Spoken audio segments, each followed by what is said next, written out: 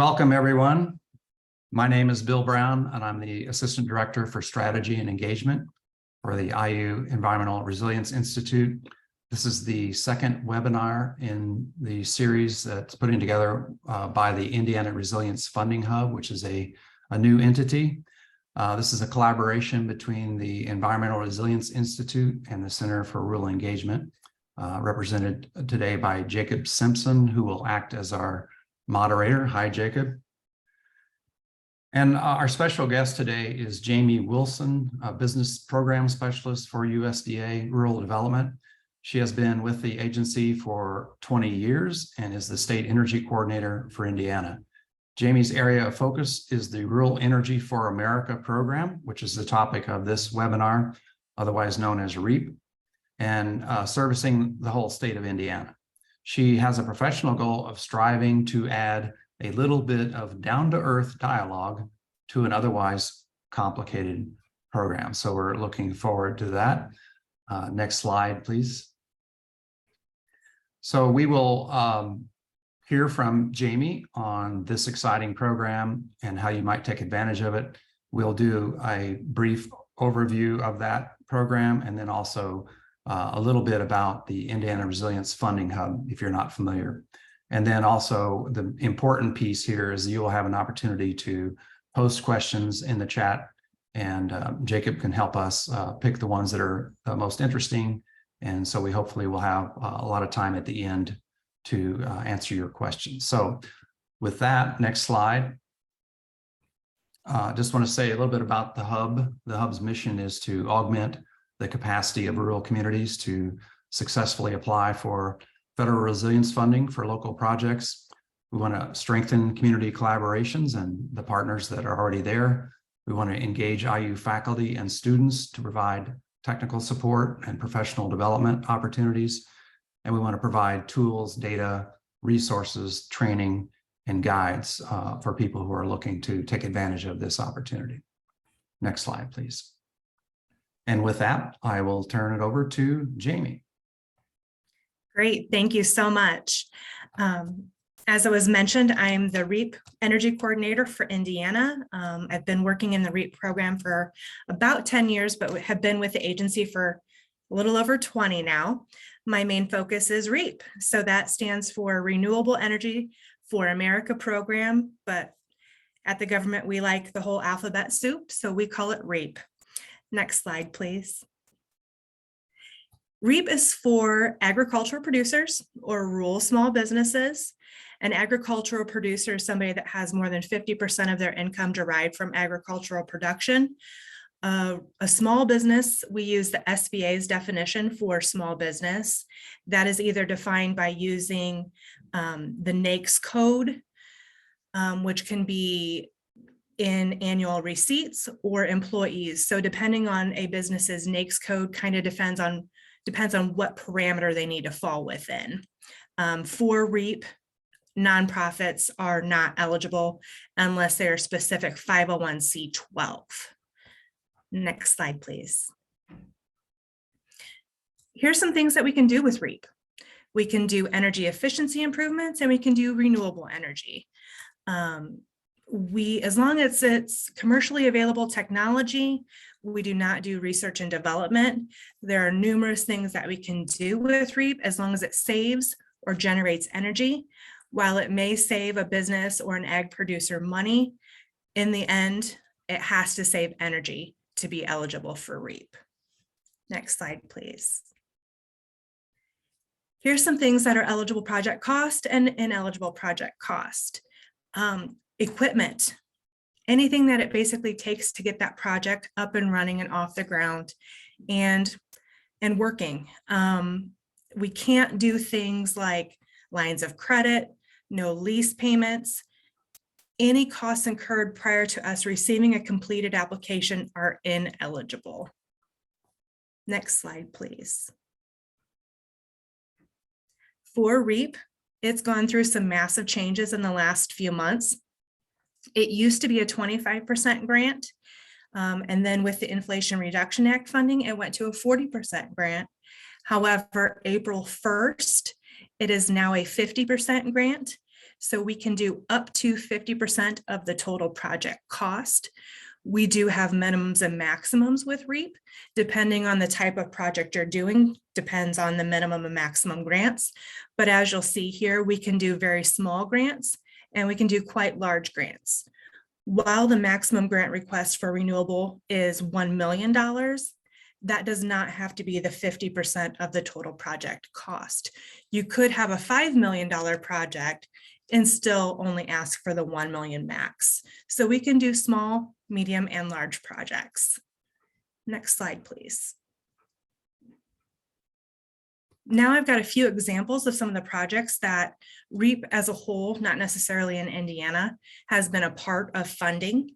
Just to give you guys a little bit of variety here, we're going to start with energy efficiency improvements. This, as an example, was a chicken farm. They wanted radiant heat, fans, vents, and computerized controls. Computerized controls help save a lot of energy. So as you'll see, the total project cost, the REAP grant, they got a loan for the other remaining. These projects were with the 25%, so keep that in mind. So, and it also tells you basically the result of the project: improved egg production, reduced time and labor, and saved energy. Next slide, please. We've got a rural manufacturer, a grocery store. The manufacturer did lighting. That is an eligible REAP cost. The grocery store, energy efficient cooler doors, saved a lot of money, saved a lot of energy. And a lot of times with these smaller grocery stores, energy costs are quite substantial. So any little bit can help. Next slide, please. Grocery stores, local mom and pop grocery stores, again, save big money with REAP projects. Geothermal heat, energy efficiency lighting, 40% reduction in energy cost. That is huge for small communities and small businesses. Veterinary hospital, so we're on to renewable energy now. This was for solar on top of the roof, which especially local communities may have space restraints, so sometimes using that roof is pretty nice. Total project cost $148.50, $20,000 REAP grant, 30 to 40% reduction in operating expenses. It's got a pretty good payback. So solar is huge in Indiana specifically. Next slide, please. Dairy farms, digesters. We've seen an increase in digesters in Indiana in the last few years. It is a major project, quite large. Like you see here, $4.15 million for project cost, $1,000 REAP grant, and they had a REAP loan. REAP can be a loan also if you're interested. Almost everybody's interested in the grant, so that's kind of my main focus. But we do also do loans and combinations, grant loan. Next slide, please. How do you get started? You give me a call. My contact information is there. My email address is there. Or you can go to that website. That is the REAP website. Any forms that you need will be listed under that link under the To Apply tab. We do have different projects for different project cost or different applications for project cost. Applications are accepted all year round for REAP, but depending on when you get your application in, depends on when you will compete for funds. However, we accept them all year round. So feel free to reach out to me at that email, that phone number, if you have any questions. And I think that's all I have.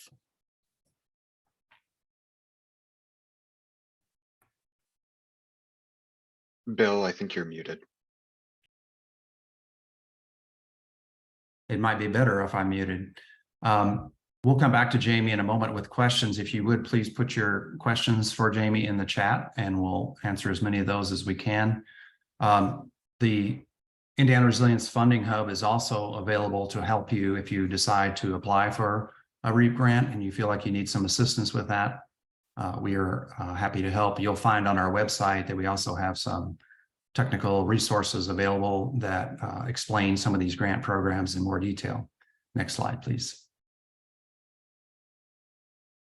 So on our website, you can get there with the QR code or the short link, but you can also sign up to collaborate with us in that contact form that's available there, and we can get back to you and find out what you need assistance with. So if we go back to Jamie's slide, contact slide. Jamie, I'll start the questions.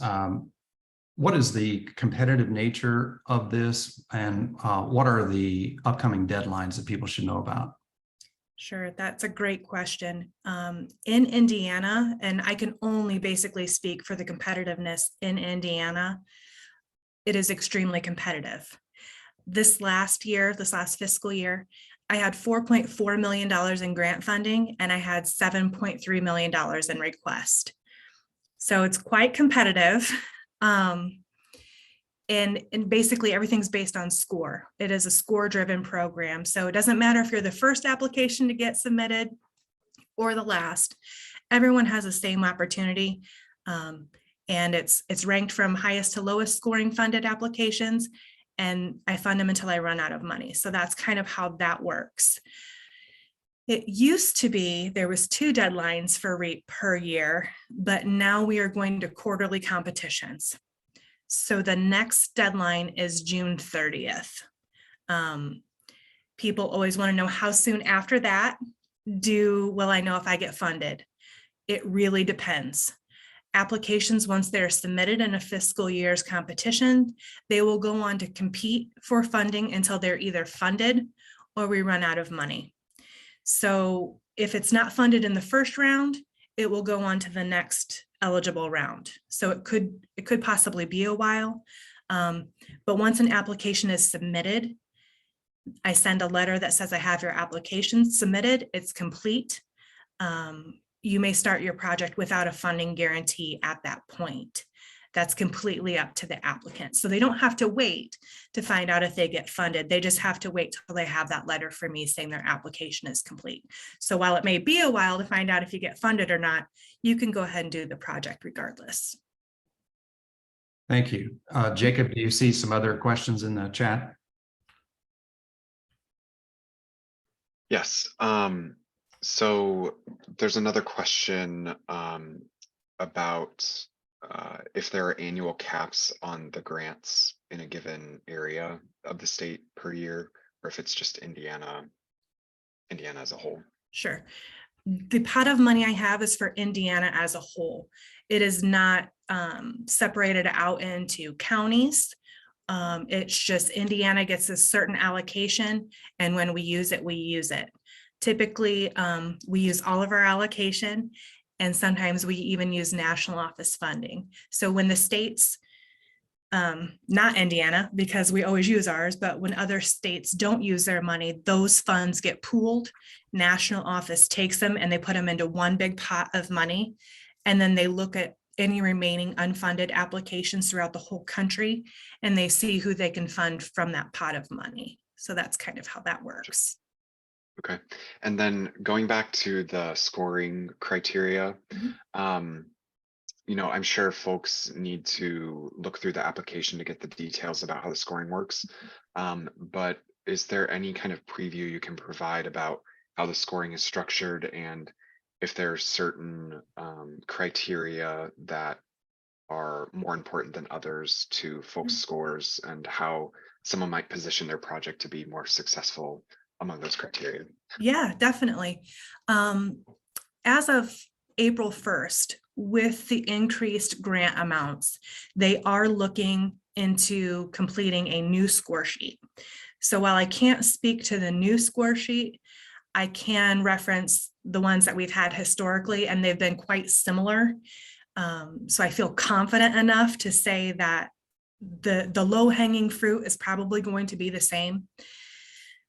My opinion, the main category is, have you ever been funded with this program before?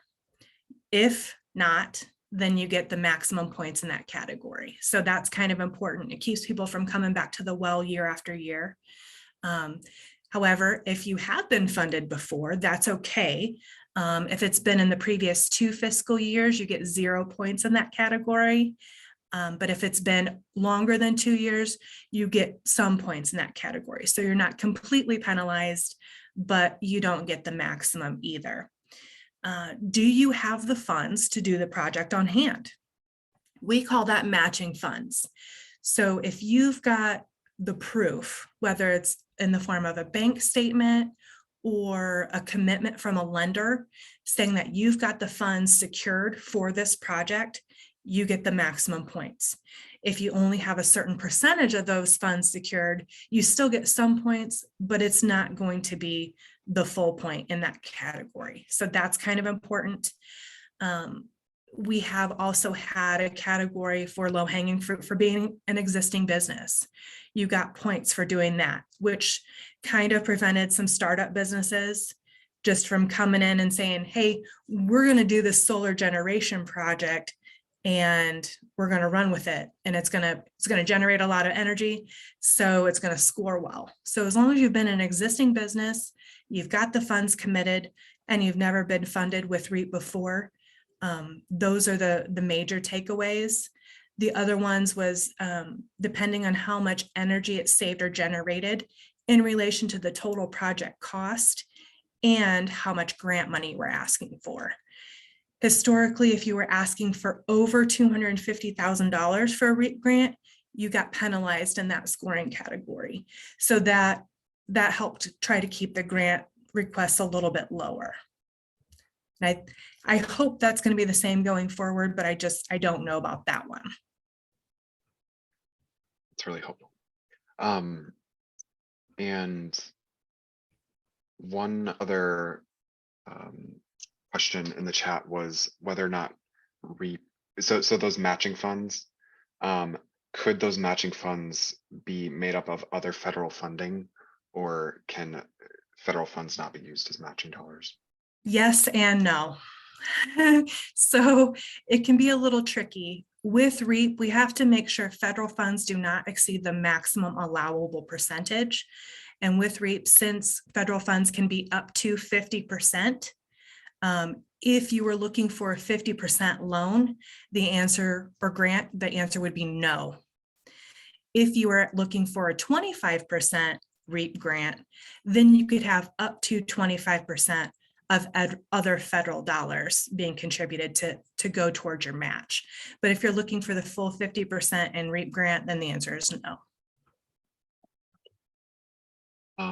Someone also asked if this Q&A and webinar will be recorded and posted on the website, and yes, the webinar and Q&A will be posted, so you can refer to this later. So someone else asked, what do interest rates look like for low interest loans? I don't know if you can address that, but I can't specifically, because the loans for REAP are a guaranteed loan. So you have a lender on board already, and the lender applies to us on your behalf. Rates and terms are determined by the lender, and as long as they're reasonable and customary, we won't balk at it. gotcha. And then there's another question asking about who should someone use for energy audit estimates, measurements to support applications. Okay, that's kind of trickier depending on the project exactly. If it's solar, you can use things like NREL or PV watts, especially if you're doing a smaller scale project. Those can be done by yourself. But once you get over the $80,000 threshold, those energy assessments need to be done by a qualified energy assessor. And there are several throughout the state. I know Hoosier Energy and in Bloomington area, they do energy audits and assessments. You might be able to even check with, Purdue University. They might have somebody on staff that can do it. I can't recommend anyone, but there are several people out there depending on the project. Great. You spoke to the application windows, and I'm sorry if I missed this, but can you also remind me if someone receives the grant, what is the grant period Sure. for implementing the project? Sure. Once an application is selected for funding, they'll have 2 years to use the money. Um, and then a lot of the grant programs coming out of the IRA and, bipartisan infrastructure law are encouraging partnerships and things like that. For this program, however, it sounds like in the scoring criteria, there isn't a need necessarily for community-based partnerships or letters of support or things like that. It's mainly focused on, an individual business or an individual agricultural producer. Is that correct, or do you have any qualifications to that? That is correct. With REAP, it's not based on any partnerships. Now, we do have a community programs that they might have something similar to REAP, however, it is not REAP. They can do more community type projects, but unfortunately with business programs, we're kind of individualized. And then we have another question asking if you can talk a little bit about independent third party feasibility studies for projects over 200,000. Yes, feasibility studies used to be required for total project costs of 200,000 and more. However, they are not required anymore unless the agency deems it so. Typically, for solar especially, they would be required for energy efficiency projects. So if you're having a grain dryer, as an example, a feasibility study would be required. But for solar or renewable, unless it's a digester, I should say, but solar feasibility studies aren't required unless we can say, hey, this is a brand new startup business. They don't have historical energy use. So prove to me that this project is actually feasible. It's got market feasibility. It's technically feasible. Everything is going to flow with this project. And those are only for the bigger projects. For a small project, they're not required.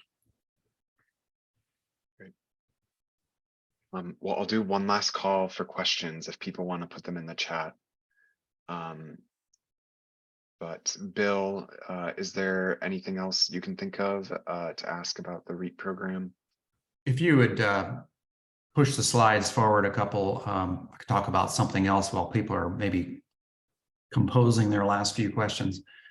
We do have some approaching dates and deadlines. We are going to have another webinar on June 1st, leveraging federal resources through state programs with the Indiana Finance Authority. I think this would be of great interest for communities.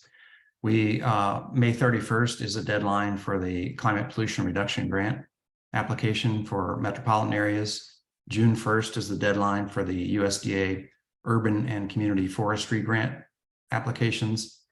And July 10th is the Department of Transportation Safe Streets for All deadline for planning and implementation grants. So if you have any questions about any of those, please let us know, and we'll be happy to get back to you and try to answer your questions.